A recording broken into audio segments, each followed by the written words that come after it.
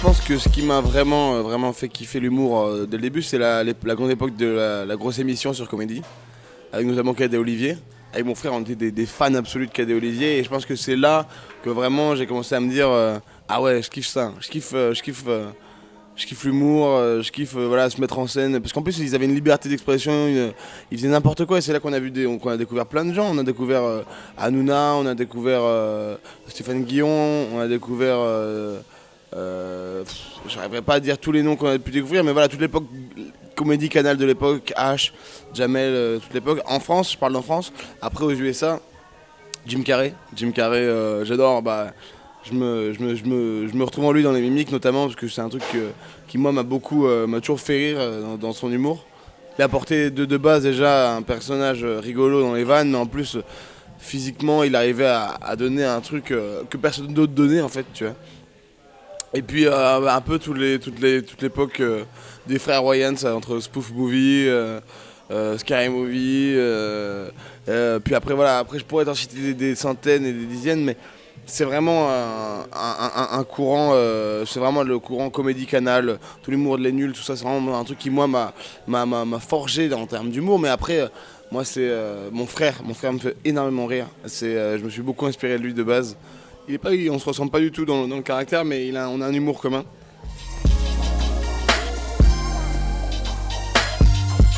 Petit, j'ai toujours été dans la famille avec les potos. Bah, l'élément perturbateur, c'est pas le mot, parce que j'étais pas du tout un élément perturbateur. J'étais un élément qui faisait des conneries, c'est tout. Mais qui faisait ça poliment. Hein, jamais été l'élève au fond de la classe, comme la plupart des humoristes aiment bien le dire. Qui avait 4 sur 20 et qui foutait rien et qui faisait que rire les potes. Non, moi j'étais un élève assez sérieux et tout, mais toujours, envie de faire une vanne. Dès qu'il y avait un mec qui parlait, dès que ça commençait à devenir trop sérieux, au bout de 5 minutes, il fallait que je balance une vanne parce que sinon bah, je me sens pas à l'aise en fait. Au bout d'un moment, si voilà, t'es entre potes ou alors en cours et que la meuf, pendant 10 minutes, elle parle d'un truc hyper sérieusement, tout le monde écoute, et moi il faut que je place un jeu de mots sur un mot nul qu'elle a dit. Et voilà, c'est plus fort que moi. Donc voilà, ça a été un truc qui, moi, a construit un peu, m'a forgé, a forgé un peu mon perso. À partir de mes 15 ans, j'ai décidé de voilà, mettre ça en scène. En fait, j'étais en vacances aux USA avec ma famille. Et moi, j'arrive à New York et je vois un peu, tu vois, tout ce monde du divertissement, du show, de l'entertainment, où, voilà, là-bas, tu peux vraiment devenir quelqu'un, mais il faut donner les moyens. Et voilà, et moi ça m'a mis des étoiles dans les yeux et je me suis dit putain, moi je fais rien de ma vie. Je faisais du montage, mais des montages de vidéos de basket NBA, je faisais du basket à fond, c'était ma vie, mais pour moi, je savais très bien que ça n'allait pas en faire mon métier. Et je me suis dit, vas-y, je vais faire des vidéos, mais vraiment par pur délire. Il n'y avait absolument pas d'objectif de carrière derrière ça, c'était pas du tout l'esprit. Donc je poste ça à 15 ans sur Dailymotion à l'époque. Et j'envoie à 4 ou 5 potes sur MSN et je vois que la vidéo elle fait 50 vues. Dans ma tête c'est le bordel. Et donc je me dis merde, qu'est-ce qui se passe? Waouh, c'est le buzz. Il y a d'autres gens que mes potes qui ont vu la vidéo. Et il s'avère que oui, c'était vrai, il y a d'autres gens mais je sais pas d'où ils l'ont vu. Et donc ça commence à commenter et à dire voilà, continue, c'est cool. Et au fur et à mesure, je continue. Mes parents se disent qu'est-ce qui lui arrive, il a un souci, il a besoin de parler à quelqu'un, il parle à une caméra, donc voilà, je continue. Et à 17 ans, la machine se lance plus concrètement parce que je fais mon premier million de vues sur une vidéo très mature qui s'appelait Toutes les nuits je fais caca, qui était une parodie de Colonel Rayel. Voilà, donc c'était vraiment un sésame en termes de maturité. Donc c'est là que vraiment j'ai commencé à développer les vidéos et s'en est suivi ce qui s'en est suivi quoi. Après un buzz plus franc, la montée sur Paris et le spectacle, tout ça. Étant donné que moi j'ai commencé les vidéos, j'avais 15 ans, la honte je m'y confrontais direct parce que quand t'as 15 ans que tu fais des vidéos sur internet, mais tu te fiches ça mon pote, t'es voilà le mec, c'est quoi ce loser là, il fait des vidéos dans sa chambre, c'est quoi ce mec nul, heureusement. Et, et en fait, en ayant commencé aussitôt, ça m'a forgé du coup un peu un esprit de je m'en bats les couilles. De ah ouais, à 16 ans, voilà, à 15-16 ans, je faisais des conneries de ma chambre, je m'affichais complètement. Il y avait sûrement plein de gens qui se foutaient de ma gueule, mais si tu commences dès le début à te dire ah non, c'est chaud, comment tu peux imaginer faire une carrière après sur 10 ans. Si tu commences dès le début à te refroidir, donc non, il faut y aller. Et aujourd'hui, ces mêmes gens qui se foutent de ma gueule, eh ben, ils bossent en station-service à côté de chez moi dans un village et ils regardent mes vidéos et ils me regardent dans Vendredi tout est permis. Tu vois ce que je veux dire? Aujourd'hui, faut partir dans l'esprit de te dire, eh ben, ok, vous vous moquez de moi, mais il y a un jour où ça marchera plus. Vous pourrez plus vous moquer de moi. Ce sera plus possible parce que ce jour-là, je serai là. Donc je serai bien placé. Je pourrais. Tu vois ce que je veux dire? Donc, faut y aller. Et bien sûr que tu peux avoir peur, tu peux avoir honte, tu peux avoir tout ça, mais si tu tentes pas, si tu n'essayes pas, bah tu réussiras à rien. Donc à partir de là, enfin, c'est moi ce que je me dis et bah en fait je me prends pas. Aujourd'hui quand on me dit ça, moi ça me paraît bizarre comme question parce que c'est tellement sorti de ma tête que je puisse avoir peur de la réaction des gens, que je puisse avoir honte. Bien sûr que je fais attention un peu à tout ce que les gens peuvent penser de moi. C'est important. Moi sur Twitter, dès qu'on tape le mot Mystery, je le sais, tu vois. Je regarde tout.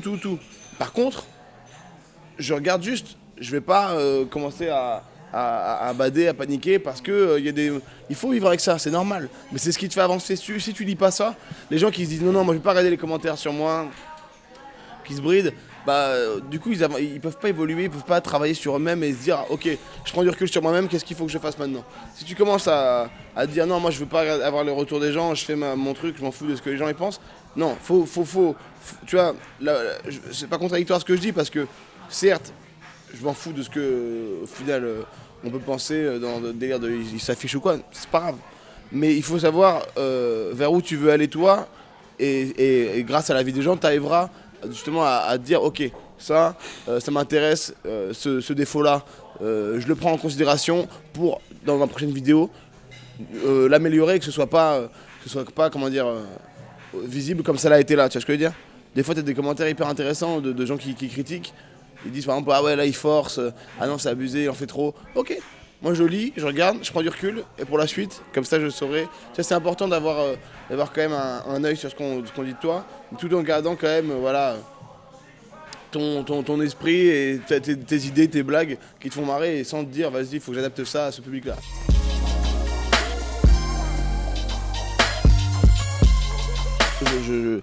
J'en suis conscient de loin. Après, c'est pas un truc que je me dis pas tous les matins, putain, je suis un pionnier de l'humour du web, attention, hein, tu vois.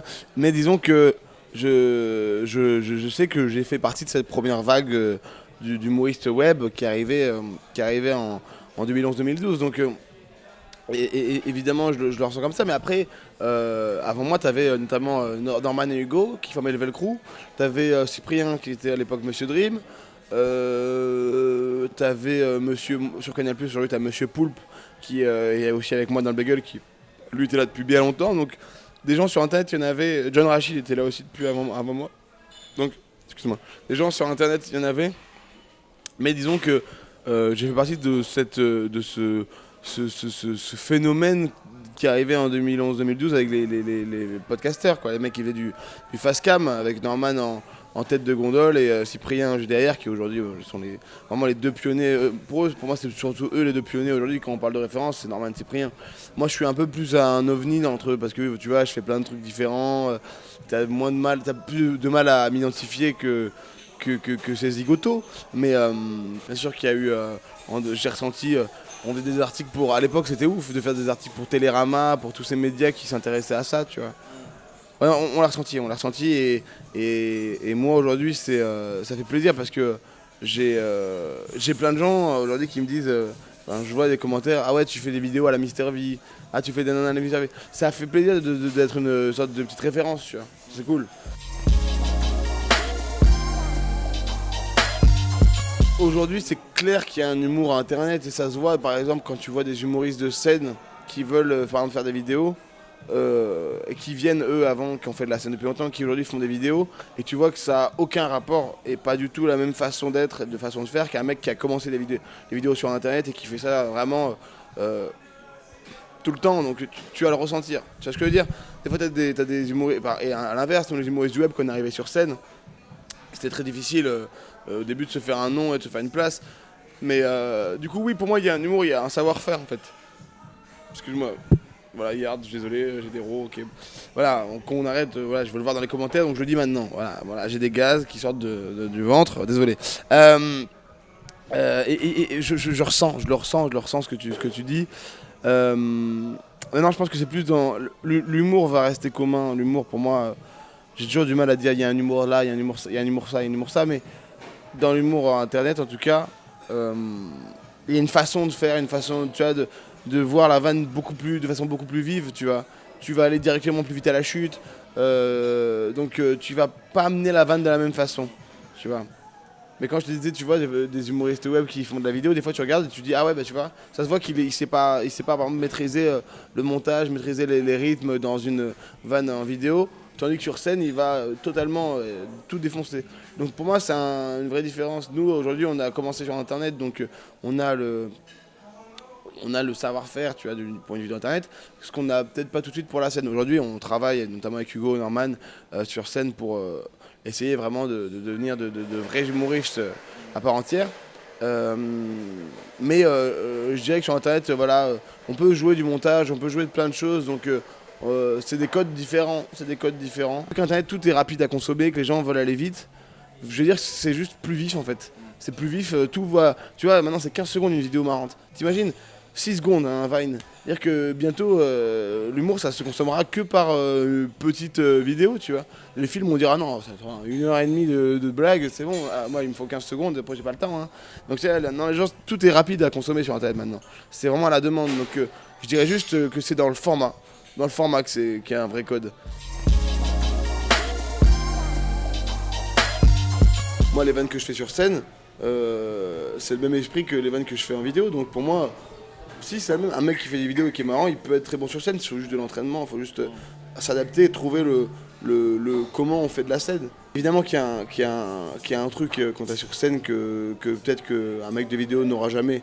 C'est un feeling, c'est un truc, c'est inné, tu vois. C'est une façon de parler, une communication que peut-être des mecs qui font des vidéos n'arriveront jamais à s'enlever. Mais pour moi, si t'es comédien, un comédien, bah, ça sait s'adapter, tu vois. Donc pour moi, je pense que la plupart des mecs qui font des vidéos sur Internet, s'ils se lancent et s'ils se donnent à fond, on peut faire des très belles choses.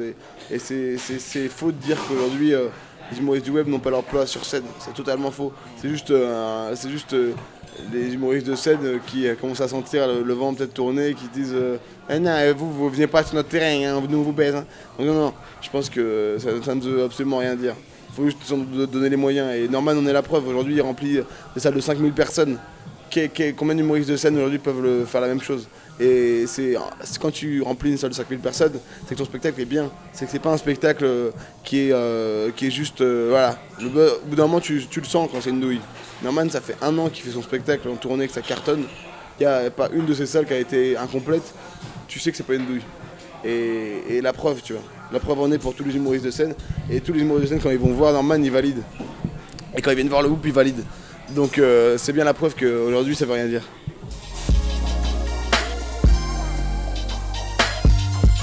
Pour moi, c'est pas un passage obligé, mais c'était. Je pouvais pas mourir sans me dire voilà, je suis humoriste, mais pas de scène. Tu vois, j'ai fait de l'humour toute ma life, j'ai fait des blagues et tout. Mais par contre, la scène, j'ai jamais fait. Moi, je pouvais pas partir dans cette idée-là, tu vois. Un humoriste, voilà, il doit savoir monter sur scène, et un comédien, voilà, il doit faire de la scène. Pour moi, c'est un truc qui est normal. Et après, par contre, si un humoriste du web décide de pas faire d'humour sur scène de toute sa vie, je comprends l'idée, voilà, peut-être que c'est pas ton truc. C'est pas pour autant que ça va pas marcher pour eux et que voilà, c'est un désir. Mais pour moi, je pense que c'est bête de pas tester en fait, parce que il y a tellement une autre énergie, c'est tellement un plaisir de ouf. Et c'est un manque, enfin pour moi c'est un manque quand t'es en vidéo de tout le temps faire des vannes et qu'il n'y ait jamais un seul retour direct en fait. Le retour direct est tellement important, il fait tellement de bien. Enfin tu te dis putain je suis marrant, regardez il rigole à ma blague, une foule entière rigole à ma blague. Et ça c'est un putain de plaisir que moi, maintenant j'en suis devenu pas accro de ouf, parce que voilà je suis pas un malade de ça non plus, mais vraiment je kiffe ça. Maintenant, le futur de l'humour, oui, ce sera Internet, donc évidemment, mais le stand-up restera toujours là, parce que c'est pas pareil. Quand tu vas voir un spectacle, tu rigoles beaucoup plus franchement et beaucoup plus naturellement que quand tu regardais une vidéo sur écran interposé. Tu sais ce que je veux dire? Tu regardes une vidéo, tu vas être comme ça, peut-être que ça va te faire marrer de ouf, mais tu vas pas, tu vas être comme ça. Et dans ta tête, tu te marres. Tu sais ce que je veux dire? C'est-à-dire, putain, c'est trop marrant, mais tu vas être comme ça. Alors sur scène, il y a un feeling que t'as avec le gars, tu vois. Il te fait sa blague, bam, ça te touche et tu rigoles, tu vois. Et ça fait du bien. Ça, c'est cool et c'est pour ça que moi, je kiffe faire de la scène.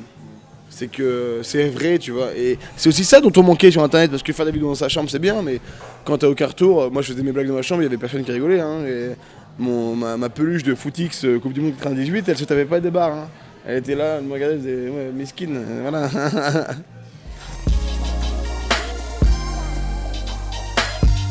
Il est évalué totalement, mais de moins en moins. De moins en moins parce que les gars du Cinoche, les gars de télé nous voient et ils les voient très bien et ils s'en rendent compte.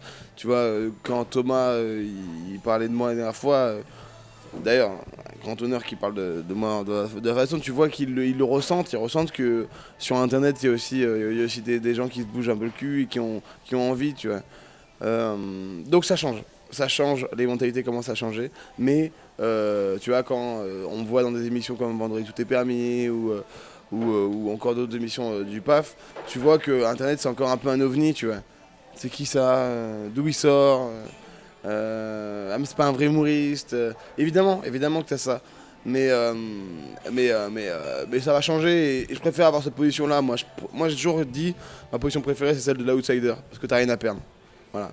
Donc moi, qu'on arrive en se disant ah ouais bon c'est humoriste du web, moi ça peut que me motiver. Donc je préfère que ce soit comme ça finalement.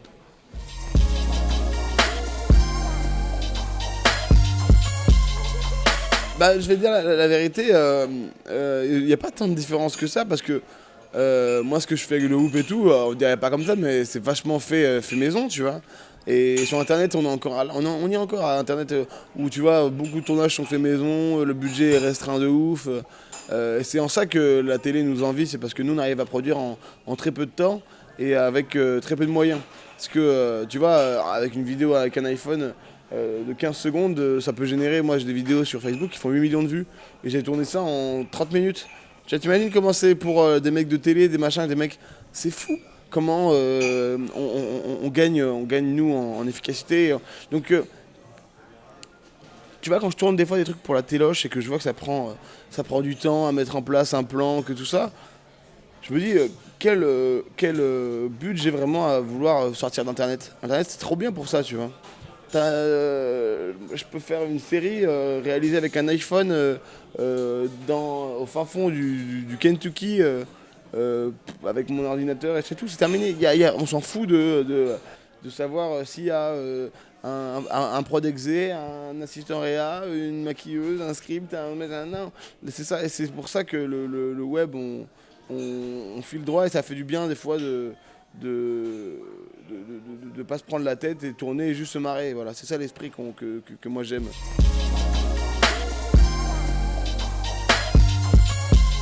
J'ai toujours du mal avec les gens qui veulent vraiment faire des blagues H24 parce que ça, pour moi ça montre un manque de je sais pas quoi en fait, un manque de confiance, un manque de sincérité aussi, tu vois. Je trouve ça fake, moi. Les mecs qui font des blagues tout le temps, qui ont besoin à chaque fois de vanner. On sent un manque je sais pas, t'as besoin qu'on te voit. Moi, je parle pas de ce principe-là. Moi, je vis ma life. Quand j'ai envie de faire une blague, je la fais. Quand j'ai pas envie de blaguer, je la fais pas. Et fuck les gens qui diront ah, mais t'es pas marrant comme mec. Écoute, je vais pas me forcer à faire des vannes si j'en ai pas l'envie, si j'ai pas l'idée. Les gens qui me connaissent savent que dans la vie réelle, je suis délire, je suis comme dans mes vidéos. C'est juste que dans mes vidéos, c'est version compressée et on fait des blagues. Mais moi, dans la vie réelle, je suis comme je suis dans l'esprit. Moi, ce qui me fait marrer en vidéo, c'est que ça me fait marrer dans la vraie vie. Donc, pourquoi être différent, tu vois? Après, je suis pas tout le temps en train de danser, faire allez, machin et tout. Non, évidemment que non. Mais dans l'idée, moi, je suis un mec qui kiffe se marrer, qui kiffe s'amuser. Après, je vais pas aller dans la rue emmerder les gens, faire des blagues, tu vois ce que je veux dire, et avoir une grande gueule, gueuler dans le métro, faire le fou. Non, moi, je suis quelqu'un de assez discret.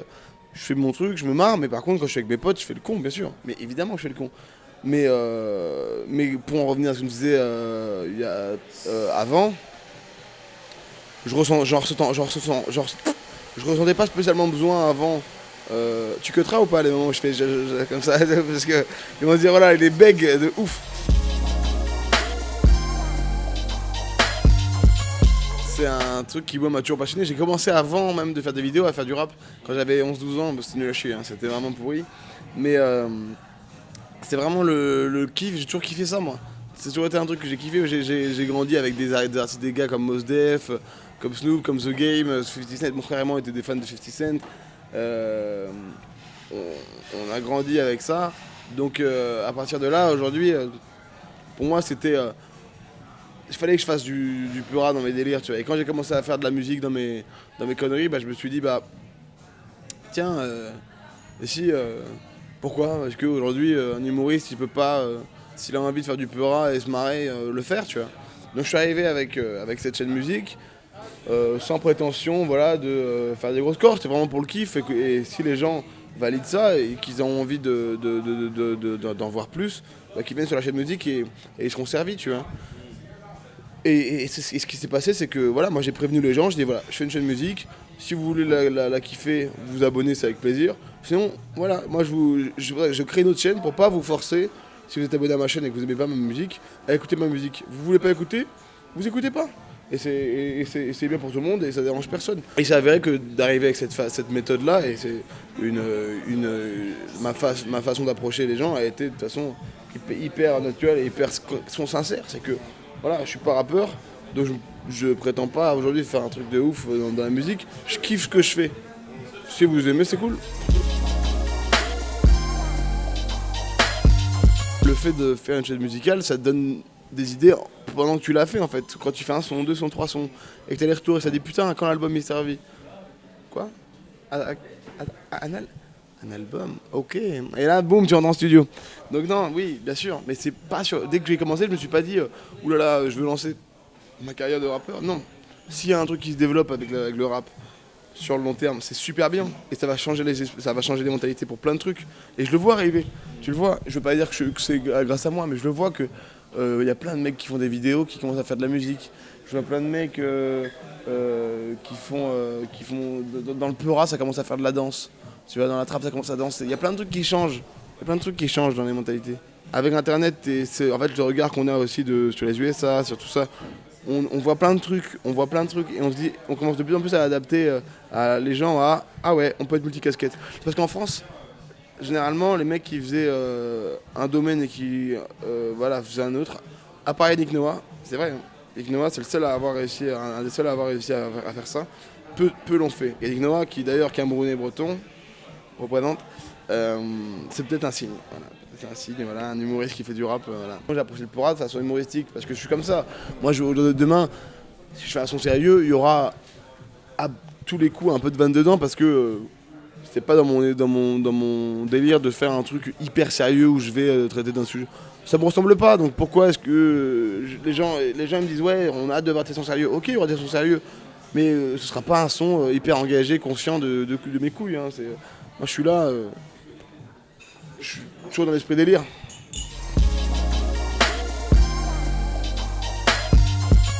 Mon position préférée c'est l'outsider. C'est le mec qui n'en dit pas trop, enfin qui en dit mais qui va pas commencer à dire vous n'êtes pas prêts, ils sont pas prêts, préparez-vous pour la gifle. Non, peut-être que vous n'allez pas du tout prendre de gifle, je vous le dis, peut-être que vous n'allez pas prendre du tout de gifle. Peut-être que vous allez dire bon ok, mais moi je vais juste faire, je veux le faire pour le kiff. Et je mets tout en mon pouvoir pour faire un truc bien.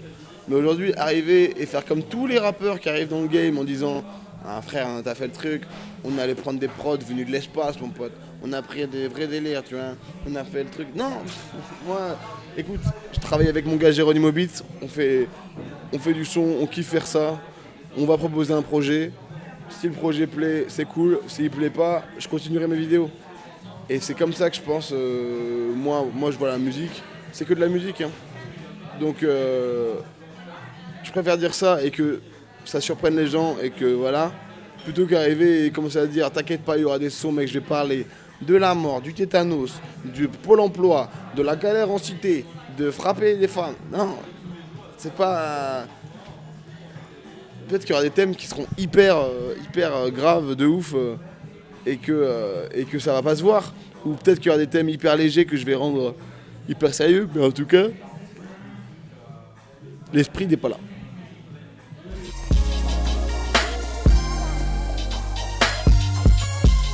Juste pour penser vraiment que mon rap, c'est le rap à suivre. Non, évidemment que non. Mais aujourd'hui, disons que ce dont je me moque dans mes vidéos, évidemment que je vais pas le reproduire, mais peut-être que je vais encore plus le parodier, qui sait. C'est peut-être l'idée qui va en suivre. Très beau cul. Très beau cul, très beau cul. Il y avait un cul de ouf qui est passé là, voilà.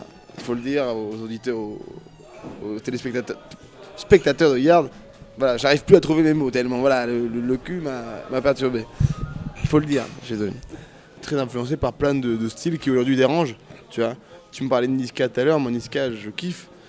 Et pourtant il y en a plein qui vont critiquer le texte qu'il va aborder, la simplicité du truc. Alors que mais moi je trouve ça hyper novateur d'avoir juste un rap qui se danse. Un rap qui se danse mon pote, c'est trop marrant et qui reste crédible dans la street, tu sais ce que je veux dire? C'est que ça devient de la danse de street quoi. Et je regarde les nouveaux là, qui arrivent, tous les Psauteuil, les XV Barbares, les même Gradure, machin et tout ça. On dit tout le temps, oui, voilà ce que c'est que le nouveau rap, la honte, machin et tout. Mais c'est hyper vivifiant, moi, je pense. Ça va amener d'autres gars et d'autres styles. Ça fait du bien de voir du nouveau. Le rap avance, de toute façon, le rap avance. On dit toujours que le rap c'était mieux avant, mais si aujourd'hui un mec qui faisait si aujourd'hui Tommy Bugsy, il fait un son comme en 94 et qu'il le sort maintenant, mais ça va être pété, c'est ce que je veux dire. Faut arrêter. C'est juste c'était pas mieux avant, c'est juste qu'on évolue tous. Et c'est là quand je vois les B2O, les machins et tout, et qu'aujourd'hui ça critique des gars qui ont évolué avec leur temps et qui sont encore au top, et qu'on arrive à dire encore des gars ouais maintenant ils font de la merde. Non, ils font juste ils évoluent, c'est tout, et c'est comme ça qu'il faut penser. Enfin, que moi je pense en tout cas. Aujourd'hui c'est en termes de crédibilité. Et la musique ne marche que. Le rap marche que comme ça. Ça marche par la crédibilité. Si un mec, un Babtou pas du tout street, avait fait un son Matudi Charo, avec ces danses-là, avec tout ça, ça ne serait absolument jamais ça aurait jamais autant de succès que Niska a pu l'avoir. Tout le rap, de toute façon, en France, ça marche que par la crédibilité et par. Le vécu et le vrai d'un gars. Souvent on dit ça dans le Peurhin, on dit ouais si t'as rien à raconter ne rappe pas. Moi j'ai rien à raconter. J'ai rien à raconter du tout, mais c'est parce que je kiffe faire ça. Fuck les gens qui disent faut que t'aies un vécu de la street. Ah mais pas du tout. Alors là, mais rien. Et la plupart des mecs qui parlent de leur vécu de la street, ils parlent de leur vécu dans GTA. Hein, c'est pas leur vécu dans la vraie vie. Hein. Donc arrêtons ça. Moi j'ai rien à dire, peut-être que j'ai rien à dire, mais je suis pas là pour raconter ma vie. Hein. Ma vraie vie, je la raconterai pour Yard. Allez, très bien placé celle-là.